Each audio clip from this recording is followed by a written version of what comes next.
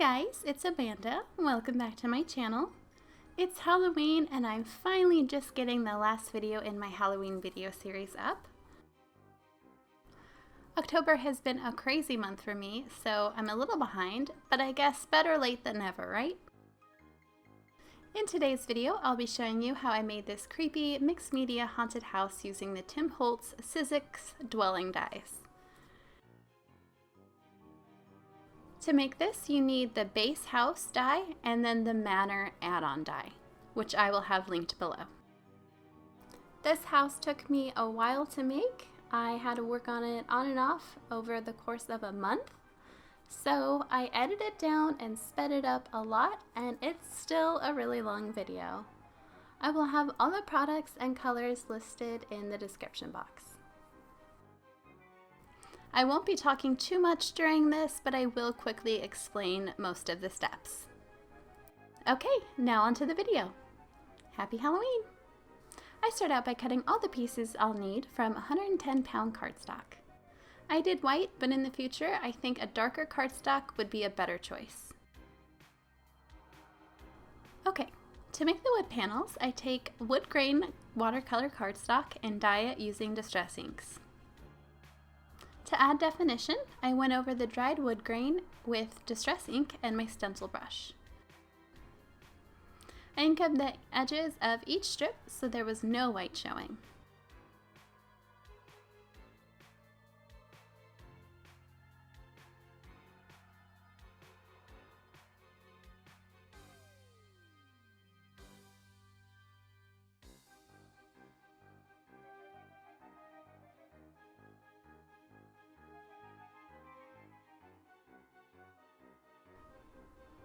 Once I have several panels made, I measure and die cut them. I cut off the tabs on the wood panels because I'm going to be adhering these to the white pieces that still have the tabs.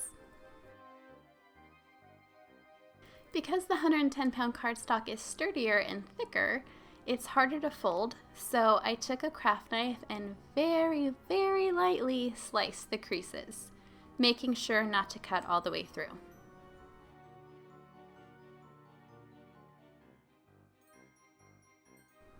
I make the windows by using pieces of sturdy acetate that I scuff up in distress.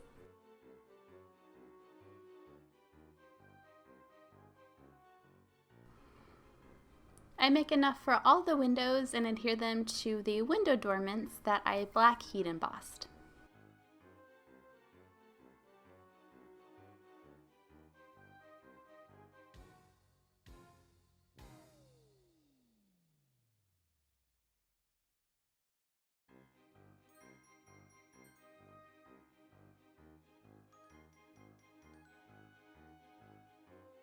To take it to the next level, I take my craft knife and start cutting shatters and cracks into the acetate to give the look of broken windows.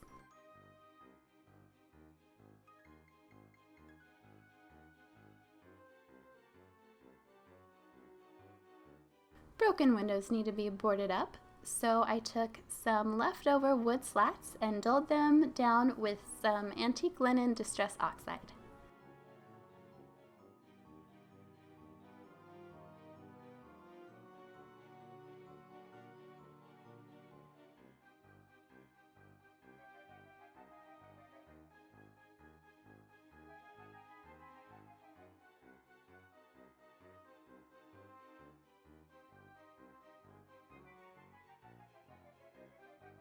For the nails, I took a clear heat embossing pen and heat embossed it with a little mix of different colored embossing powders.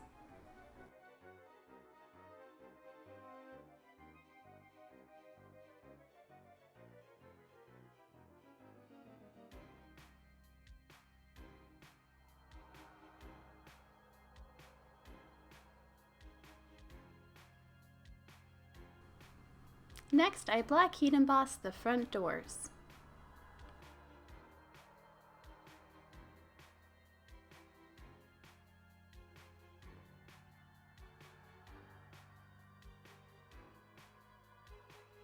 For the door handles, I just folded some thin strips of paper into handle shapes and silver heat embossed them.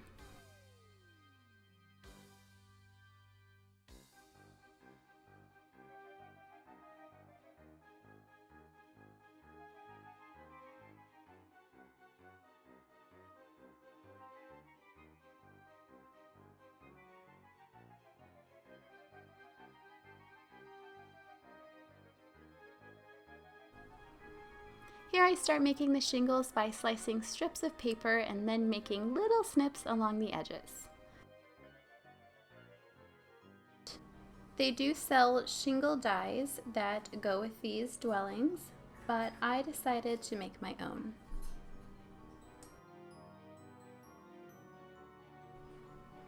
Once they're all snipped, I darken them up with some brown and green distress inks.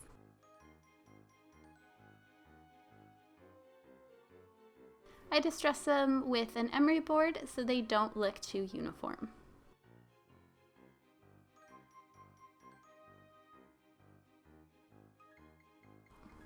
When I go to lay the shingles, I make sure I start at the bottom and work my way to the top. I overlap each layer just a bit.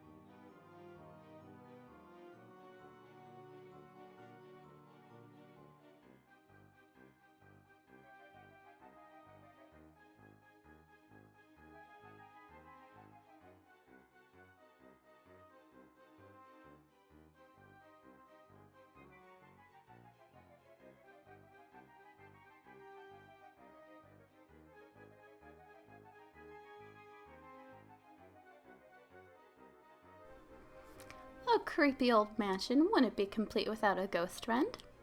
To make him, I just took some inexpensive spider webbing that you can get at almost any store this time of year and shaped him how I wanted him and poked him right through the hole in the window. For the face, I used some black Nouveau crystal drops.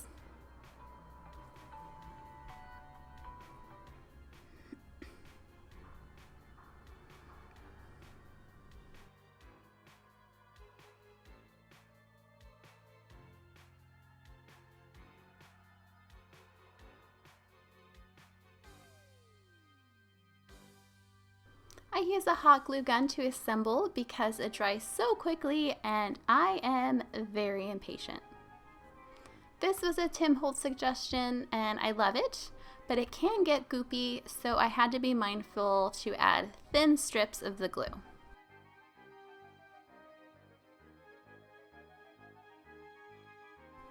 So this next step took so long to do. There are much easier ways to get the look of bricks, but I wanted to go all out, so I didn't really mind spending so much time on this step. I covered the panel with fired brick oxide and distress inks, then cut them into very thin strips. I inked them up with some darker and lighter colors to give it more of a realistic brick look.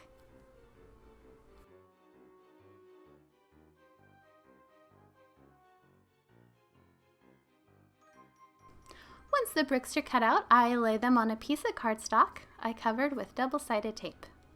I make sure to stagger the bricks and also leave room in between each one.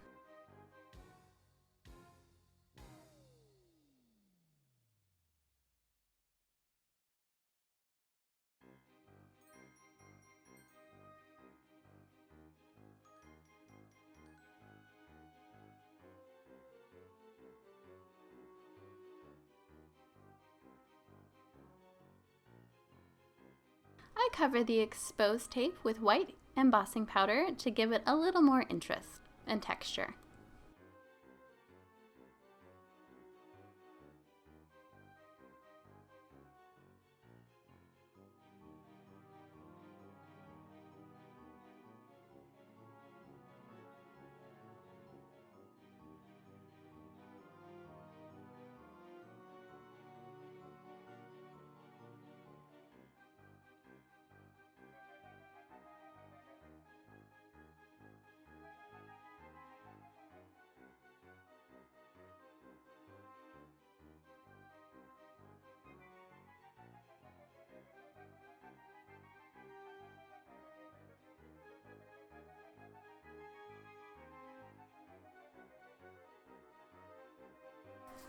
For the top of the chimney, I just heat emboss it with liquid platinum embossing powder and then sprinkle on some silver and black for a dingy look.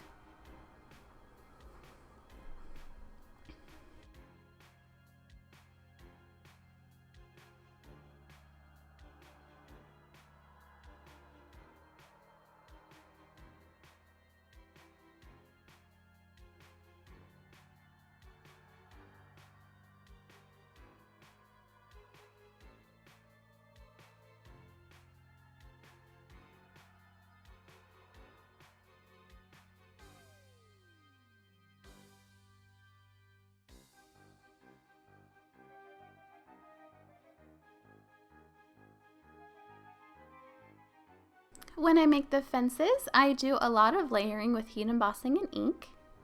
And to give them a warped and rusty look, I heat them longer than I need to achieve a sort of bubbly or warped look.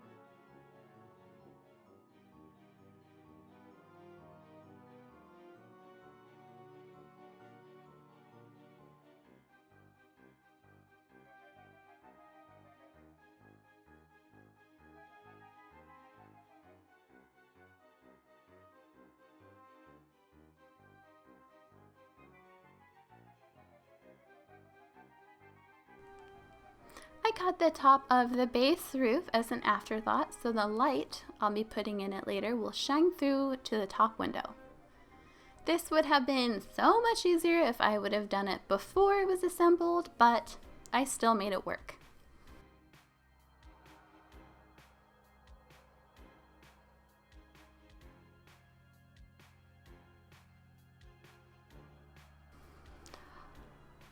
For the spikes at the top of the house, I cut the tops of the fences off and hot glued them to the top. Oh.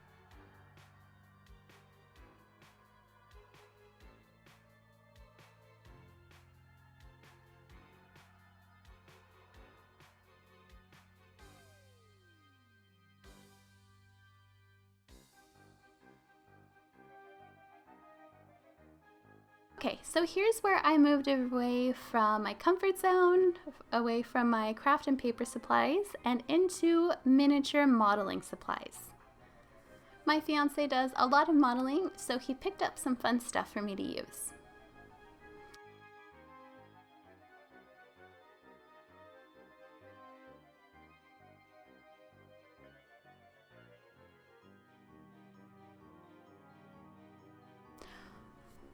For the ground, I cover the entire thing with Mod Podge, then sprinkle the fine ground cover rock around the edges of the base.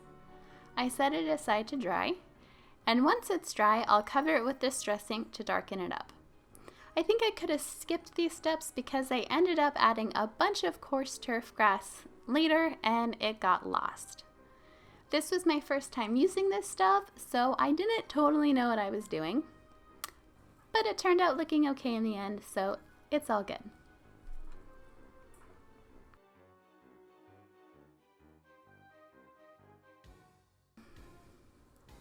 I added some of the tiny rocks and the sand to the top of the roof, along with some greenery. This stuff is called Lichen, and it's so weird feeling. It looks rough, but it's actually super soft and spongy. I get these to the color I want by using different distress inks.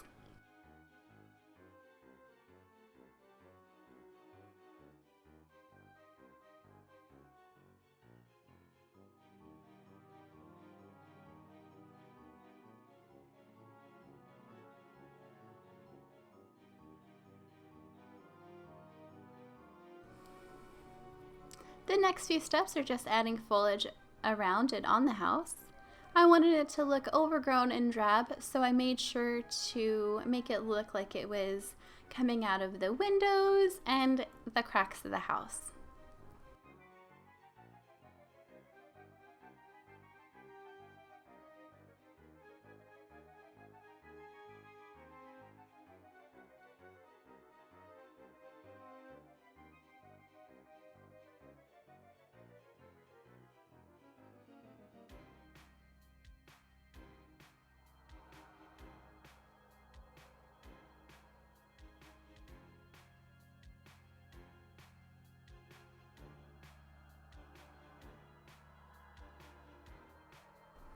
My fiance got me these little pumpkins, and I think they're so cute and tiny.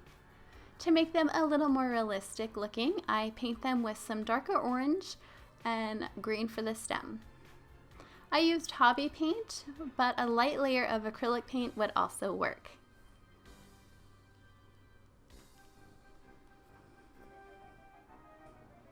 I love how this turned out. Off camera, I added some little rocks and debris on the step, making sure to leave room for my little pumpkin.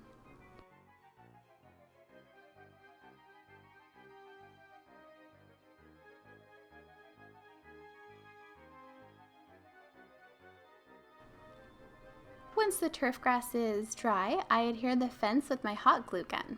This part was a little messy, and I ended up having to redo it because my fence was too far in. I re-glued them along the very edge of the base.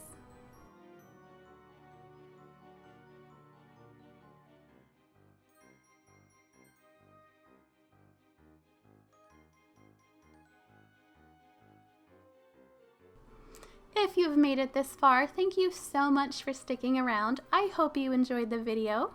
If you have any questions or requests, please leave a comment down below. If you would like to stick around for more videos like this, don't forget to subscribe. And if you liked this video, make sure you give it a thumbs up. Thank you so much for watching, and I hope you have a spooky Halloween.